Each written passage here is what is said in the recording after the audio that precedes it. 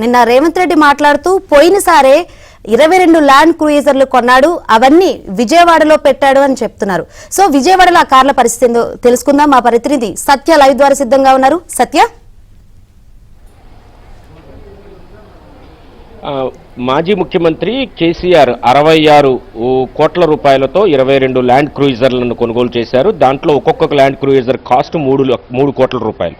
దీనికి తోడు bullet proof చేయడానికి మరింత అదనంగా ఖర్చు అవుతుంది. దానికి సంబంధించి బుల్లెట్ ప్రూఫ్ అద్దాలను 6 నెలలకు ఒకసారి కూడా మార్చాల్సి ఉంటుంది. కాబట్టి వీటన్నిటికి కూడా అదనంగా ఖర్చు అవుతుంది అనేది అర్థమవుతున్న విషయం. అయితే తెలంగాణ ముఖ్యమంత్రిగా రేవంత్ రెడ్డి ప్రమాణ స్వీకారం చేశాక పాత కార్లనే కొనసాగించాలి, వాటిని రినోవేట్ చేయండి అని అధికారులకు చెప్తే అప్పుడు వారందరూ కూడా వచ్చి చెప్పిన పరిస్థితి.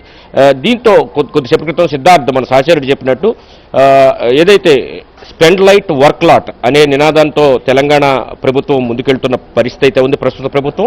దీంతో వీళ్ళంత తక్కువ ఖర్చుతో ప్రభుత్వ ఖర్చులు తగ్గించుకోవాలని చేస్తున్న దానిలో భాగంగా ఖచ్చితంగా ఒక మామూలు పాత వెహికల్స్ని ఉపయోగించాలని చెప్పినప్పుడు ఒక అధికారి అసలు విషయం చెవిలో చెప్పిన పరిస్థితి. ఇప్పటికే 22 ల్యాండ్ క్రూయిజర్లు కొనుగోలు చేసి విజయవాడలో ఉంచారని చెప్పిన పరిస్థితి.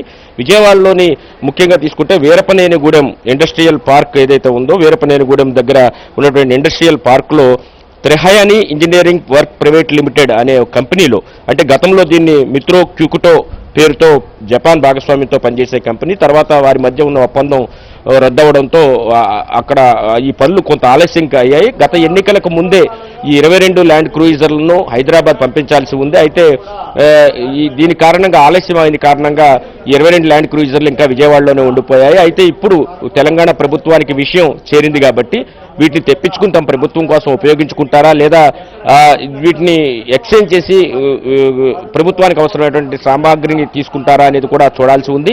అయితే ఒకవైపు తెలంగాణ ప్రభుత్వం వీళ్ళనంత తక్కువ ఖర్చు పెట్టి ఎక్కువ పనులు చేయాలని భావిస్తుంటే తెలంగాణ ప్రభుత్వం కొనుగోలు చేసిన 22 ల్యాండ్ క్రూయిజర్లను అత్యంత రహస్యంగా విజయవాడలో ఉంచడం తెలంగాణలో ఉన్నటువంటి కేసీఆర్ ప్రభుత్వానికి, ఏపీలో ఉన్నటువంటి జగన్మోహన్ రెడ్డి ప్రభుత్వానికి మధ్య ఉన్నటువంటి క్విడ్ ప్రోకో అర్థమవుతోంది.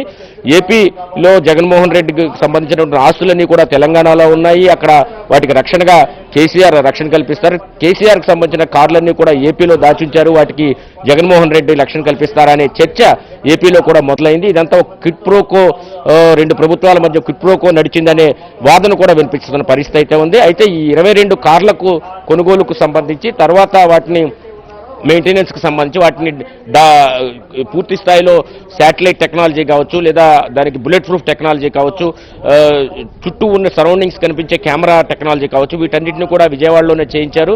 అయితే రెండు ప్రభుత్వాల మధ్య ఉన్నటువంటి సాన్నిహిత్యం కారణంగా అప్పట్లో ఇక్కడికి పెట్టినట్టుగా తెలుస్తోంది. అయితే ఇది ఒక క్విడ్ ప్రోకోలో భాగంగానే, అంటే మీ ఆస్తులు ఇక్కడ మేము కాపాడతాం, మీ రహస్యాలన్నీ మేము కాపాడతాం అని ఏపీ ప్రభుత్వం అన్నట్లుగా ఈ మొత్తం వ్యవహారం నడిచిందని మనం భావించాల్సి ఉంటుంది. ఇదే సమయంలో తెలంగాణ ప్రభుత్వం ఒక రకంగా ఏదైతే ఖర్చులు తగ్గించుకోవాలనుకున్న సమయంలో ఈ విషయం తెలియడంతో ఈ విషయాన్ని ముఖ్యమంత్రి రేవంత్ రెడ్డి స్వయంగా బయటపెట్టడం కూడా తెలంగాణ ప్రజలకు కూడా ఆశ్చర్యాన్ని కలిగించే విషయం.